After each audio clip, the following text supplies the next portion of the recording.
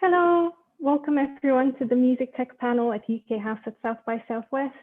My name is Cassandra. I look after all things innovation for the BPI.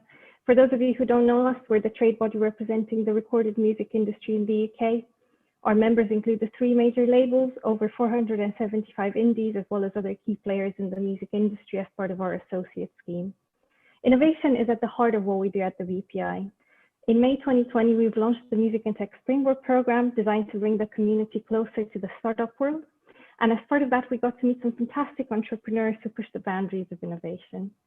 3 of them are here with us tonight, or perhaps only 2, and the third will join us a bit later.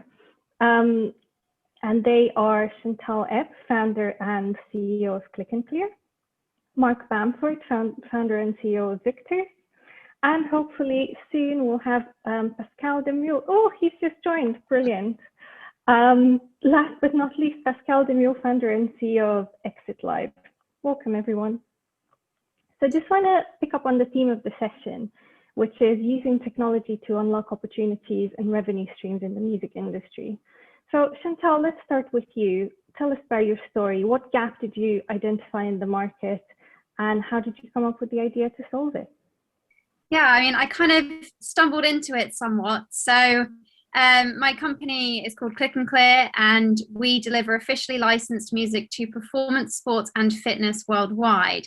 And I basically started the company because a major label sued the US cheerleading industry for multi-millions. At the time, I was working in sync licensing, working in mostly online and digital content with professional YouTubers. I worked on online sports content as well and some Spotify shows. But I'm also a world champion cheerleader and a music producer, creating music mixes for cheerleading and dance. So when the lawsuit happened, I was very much in the right place at the right time to solve a problem. And it's a global problem worth about $2.4 billion in annual untapped revenue for the music industry. So we are solving that problem by working directly with record labels and publishers. We work with majors and independents. At the moment, we have over 600 labels and publishers that we're working with. And then we also work directly with the sports organizations to educate, but also to implement our solution to provide licensing to sports so that they can get the adaptation rights, choreography rights, and more, including online these days, because of course COVID has driven everyone online. So we have a suite of technologies from rights management that deals with the complex rights ownership information of the music industry, that controls the upload of content onto our licensing platform, which is a marketplace for the sports and fitness providers to instantly license the music. And then we've got our license verification system, which is basically a content ID and license management tool to help sports enforce licensing at all of their competitions worldwide. Fantastic. What a great overview and what a great problem to solve. And I believe you have a little sizzle reel to show us to bring this to life.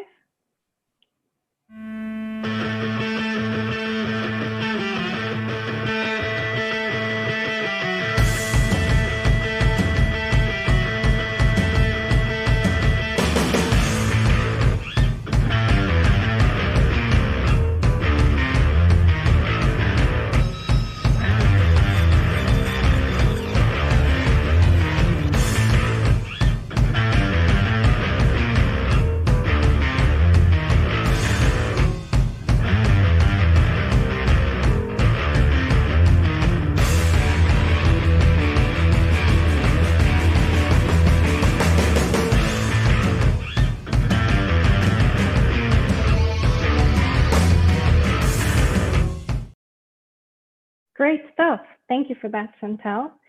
So we'll come back to you a bit later. So let's go to Mark now. Mark, tell us your story. Yeah, good afternoon and good evening. My name is Mark Bamford. I'm the CEO and founder of VIKTRS.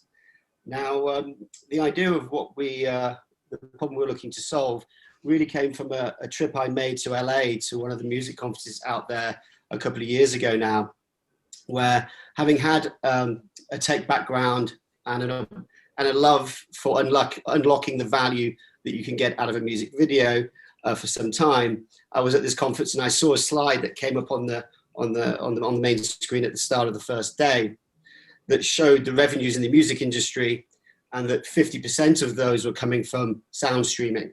I think it was 48 at the time in 2019.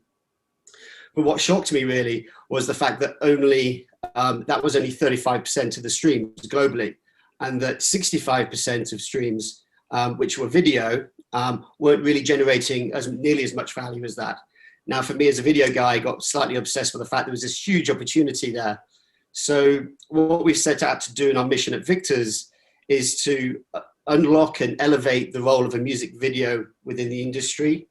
And actually, by unleashing e-commerce, data, new types of advertising, enable artists to actually get a fairer reward for their video streams. So that's really what we're doing. We're really looking to be artists first in what we do and in terms of everything we do. Yeah. So, brilliant. And I believe you want to bring this to life as well with a little video too? I believe so. So cue the music, so to say. Summer is almost over, but it's so nice to know you. When it gets to November, will you still remember my head on your shoulder as the fall is coming closer? And are we just an ember? 'Cause by late November, I will still remember. I will still remember.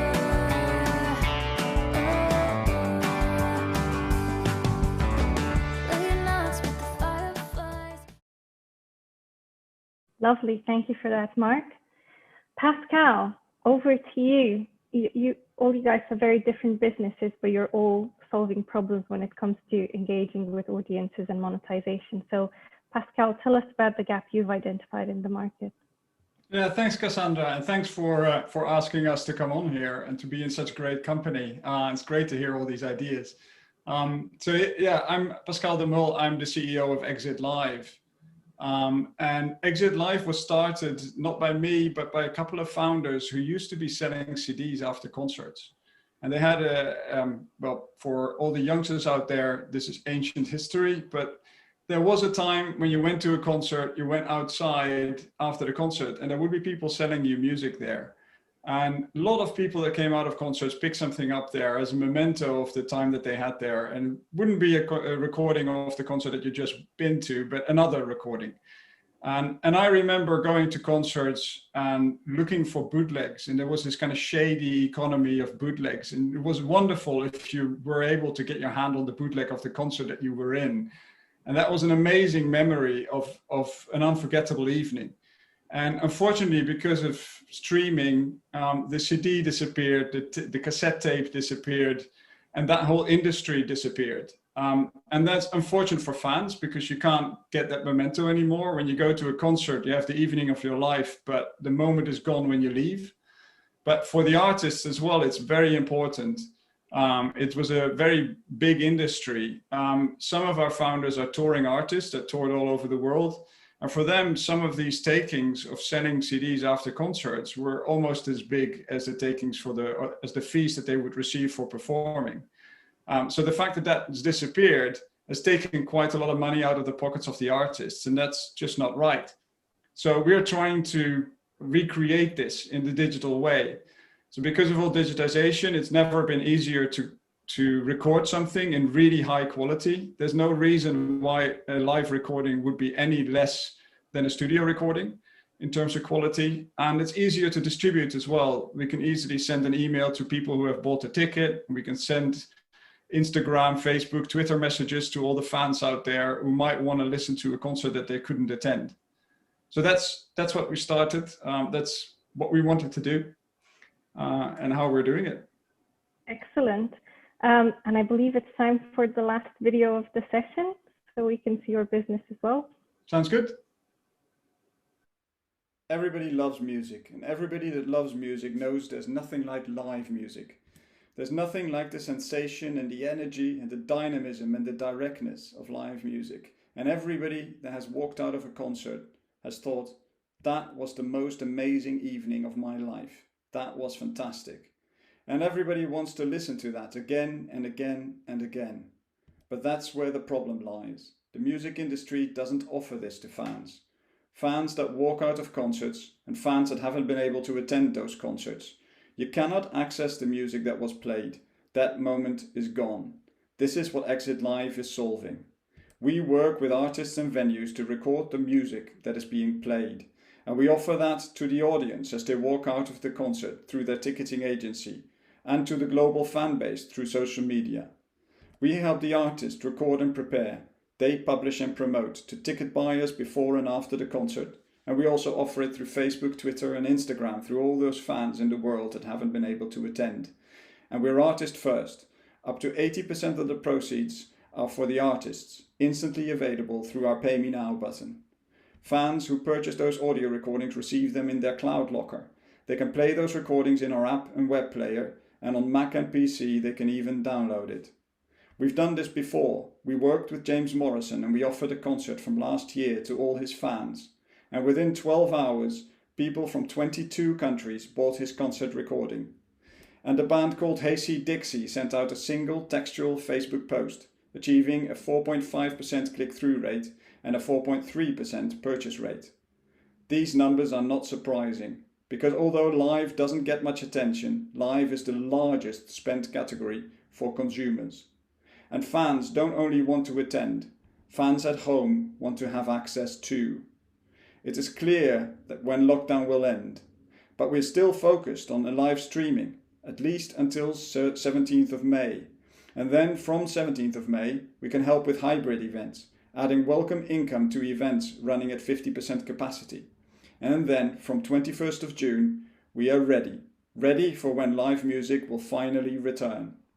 Until then, we're working with live streaming companies and we're partnering with other companies in the field to offer live streaming for the independent sector. For example, with Corporation in Sheffield and Kicker Music, we set up a first One Venue, One Voice event, where we will be streaming an evening of independent music coming from an independent venue. More news on this will be shared soon. We have fans listening, we've artists uploading, and we're selling in 25 countries. We have an amazing team of industry insiders who worked at leading music companies, and we have more and more artists signing up. We are ready to scale. Will you come and join us? Great stuff. Thank you so much, Pascal, and thank you all of you for explaining what you're doing. What I really love about your businesses is sort of how the problems you've described felt very obvious, which I guess is the best way to build a business, because it means there's a real demand there. So yeah, thank you for explaining all of that. So you've kind of told us where your business is now. It'd be interesting to find out what your ambitions are for the future, and how do you see your startup developing? How do you see yourself becoming a major player in the music and tech space? So Chantal, let's go back to you on this. Yeah, so we're really all about adding value and finding new licensing opportunities in untapped markets.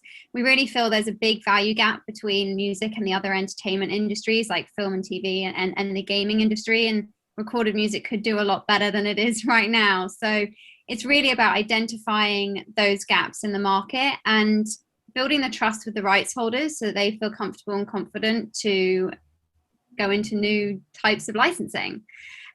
So whilst we're working in performance sports and fitness right now, we're very much planning on growing beyond then and beyond that, and possibly even into other intellectual property assets as well. You really using our technology that helps us take advantage of that by simplifying the process with rights management that's dealing with all complex ownership information, and then having that marketplace system for instant licensing.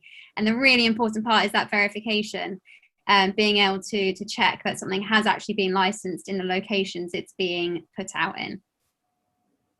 Great stuff. Thank you, Chantal. What about you, Mark? What are your ambitions for the future? Yeah, so for us right now, for the industry, what we really want to be able to do is actually turn music videos into a key revenue stream for artists, and do that in a really more transparent and fair way. And for the artists, of course, we're actually live now with a couple of artists in beta, and our goal is to deliver at least 20 times the dollars per view revenue that they can get. So that would be about 1 pence per view. Now, one of our existing artists is delivering 110 times more revenue than she would get from, say, YouTube, if you will, on a per view basis. And that's a really great thing. So we're really focused right now on working with independent artists. We share our value with those guys 50-50. And, you know, for us, the next stage really is to keep on working with those artists to deliver value. And needless to say as well, as a British firm and obviously working in the States as well, we're looking to raise capital as well. So we're looking for some brave investors that actually really believe passionately that artists can get a better and fairer deal, especially unlocking the dormant value out of music videos and elevating them into a key revenue stream. So for us, that fundraising thing is obviously a bit of a shout out. A bit crass, I apologize, but at the end there. Yeah. Little subtle message to the audience.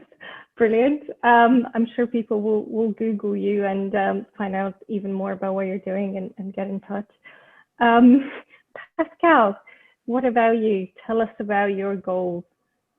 Yeah, we've got amazing big ambitions, of course, but not just for our company. We would like live music to take its rightful place in recorded music. Currently, live music is really a bit of an afterthought in recorded music contracts. It's kind of like you deliver 5 albums and a couple of live ones as well. And it shouldn't be. Live music is the heart of music. It's where it all started. Before you could record music, people would only play live, and recorded music was kind of the second part of it. And we really believe live music should come back. And in doing that, we're trying to build it up in a way that we also bring fairness back to the music. So the way that it works with Exit Live is that artists just upload it themselves. The artists maintain ownership. We don't claim anything. We don't take control. And we give a really fair share back to the artists of 70 or 80%. And that's how we feel the whole music industry should be. So if we are doing this for live music and we're able to kind of stimulate this and generate more money for artists, then we're already happy, right? If we would be the one to do that for the entire world and to create, bring live music back to the central point where it should be, wonderful. But if we only can just bring that fairness and extra cash back to the artist, then we're already very happy. What a lovely way of putting it. And to kind of be fair to your co-panelists as well, Mark, actually, Pascal, are you fundraising at the moment? Well, this is the music industry, right? We're just out of COVID. We're out of a very difficult period for live music. So a little bit of extra cash would definitely be very helpful. Very good. And Chantal, what about you? Yeah, we just closed our last round in November, and we are going for a Series A towards the end of this year. So we're starting to build relationships with investors right now to close that round for sort of October, November time. Excellent. So audience, you've heard it here first. All these amazing British startups are looking for capital to grow and realize their ambitions. And I think we can all agree they have some great plans ahead. I'm wondering if there are any questions from the audience, and if not, then I'll be very selfish and ask another question that I'm dying to hear the answer for. I think that's a no. Okay, cool. So if there are any startups in the audience, what advice would you give them to help them thrive in the music industry? Let's tip it on its head and go to Pascal first. Sure. Well, first of all, congratulations for making it into such an amazing industry. Because I've worked in other industries as well, but I've always returned back to the music industry because for me, there's no other industry where you have to work really hard. It's super tough. You need to be very determined. But at the same time, you're working with people who have such passion for what they're working with. It's really rare to find that. So yeah, it's a wonderful industry to work with. And of course, the best advice I can give you is become a member of BPI and work with Cassandra and the guys, because this is what they can do for you. It's wonderful. It's a warm welcome for startups in the music industry. So I'll slip you 20 later. Thank you for that, Pascal. Amazing shout out. Couldn't have paid for something like this. Chantal, what about you?